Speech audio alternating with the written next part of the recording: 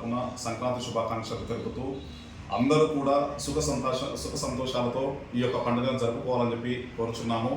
కొన్ని జాగ్రత్తలు పాటించినట్లయితే అన్ని కుటుంబాల లోపల ఈ యొక్క పండుగ అనేది సంతోషంగా జరుపుకునే సందర్భం వీలుంటుంది. కాబట్టి ఇప్పటికే గవర్నమెంట్ పిల్లలకందరికీ హాలిడేస్ ప్రకటించింది. వాళ్ళు చదువుతున్న ప్రదేశాల నుంచి అందరూ గ్రామాల్లోకి చేరుకోవడం జరిగింది.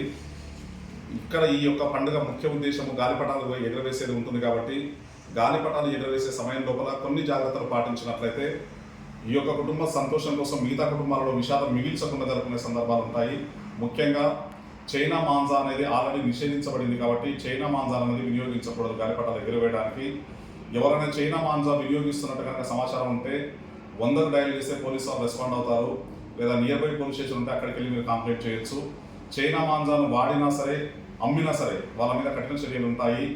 ఎందుకు కఠిన చర్యలు తీసుకోవడం జరుగుతుంది అని అంటే, చైనా మాంజా అనేది గాలిలో వేలాడే కత్తి లాంటిది. అది కంటికి కనిపించదు. రోడ్డు మీద ప్రయాణించే ప్రయాణికులకు ఇది ప్రాణాలు తీసే విధంగా ఉంటుంది. కాబట్టి మెడకు చుట్టుకునే సందర్భం ఉంటుంది. అదేవిధంగా గాలిలో ఎగురుతున్న పక్షులకు కూడా చాలా ఇబ్బందిగా ఉంటుంది. కాబట్టి చైనా మాంజా అనేది నిషేధించడం జరిగింది. దాన్ని వినియోగించడం కూడా నేరమే.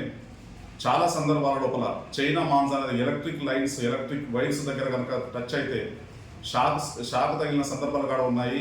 ప్రాణాలు పోయిన సందర్భాలు కూడా ఉన్నాయి. కాబట్టి అందుకోసమే చైనా మాంజా అనేది వినియోగించకూడదు. దానికి బదులుగా కాటన్ మాంజాను ఉపయోగించి సంతోషంగా పండుగ జరుపుకోవాలని చెప్పి మేము కోరుతున్నాము. ముఖ్యంగా ఎవరైతే కుటుంబ సభ్యులు ఉంటారో వాళ్ళ యొక్క పిల్లల విషయంలో వాళ్ళ జాగ్రత్తలు తీసుకోవడం చాలా అవసరం. ఎందుకంటే చాలామంది మిద్దెల మీద ఎగిరేస్తుంటారు. మిద్దెల మీద ఎగిరేసుకుంటూ అవతల ఏడ్చినది కనిపించదు. కాబట్టి పిల్లలు కింద పడిపోయి చనిపోయే సందర్భాలు ఉన్నాయి. కాబట్టి కుటుంబ పెద్దలు పిల్లలను ఎట్టి పరిస్థితుల లోపల కూడా వారి యొక్క మిద్దెల మీదకి అలో చేయకూడదు.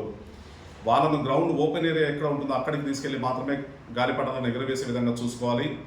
ఎగరవేసే సమయం లోపల ఎలక్ట్రిక్ వైర్స్ ఎక్కడైతే ఉంటాయో అక్కడ మాత్రం ఎట్టి పరిస్థితులు అలో చేయొద్దు. ట్రాఫిక్ ఉన్న ఏరియాలో కూడా గాలిపటాలు ఎగరవేయడానికి వాళ్ళని అనుమతించకూడదు.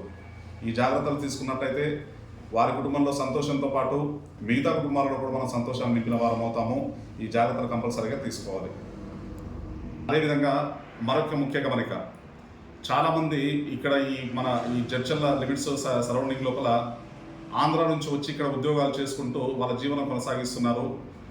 ఇక్కడ నుంచి వాళ్ళు ఈ పండుగ సందర్భంలో వాళ్ళ సొంత ఊళ్ళకి వెళ్ళే అవకాశం ఉంటుంది. కాబట్టి ఆ విధంగా వెళ్ళే సమయం లోపల మీ జాగ్రత్తలు మీరు దొంగతనం జరిగే అవకాశం ఉంటుంది. కాబట్టి తాళం అనేది గట్టిగా వేసుకోండి.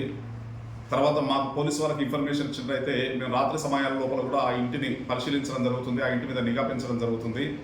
కాబట్టి మీరు ఇంటికి వెళ్ళేటప్పుడు విలువైన వస్తువులు ఎట్టి పరిస్థితుల్లో కూడా ఇంట్లో ఉంచకుండా మీతో పాటు క్యారీ చేసి ఇంటికి తీసుకెళ్తే ఒకవేళ దొంగతనం జరిగినా కూడా విలువైన వస్తువులు పోయే అవకాశం ఉండదు. కాబట్టి మీ జాగ్రత్తలు పాటించాలని చెప్పి మీరు మీతో పాటు ఆభరణాలను కానీ నగదులు కానీ తీసుకెళ్తే మనం ప్రమాదాలను అరికట్టిన వారం అవుతామని చెప్పి మీకు ముఖ్యంగా ఈ జాగ్రత్తలు తీసుకుంటే బాగుంటుందని చెప్పి కోరుతున్నాం.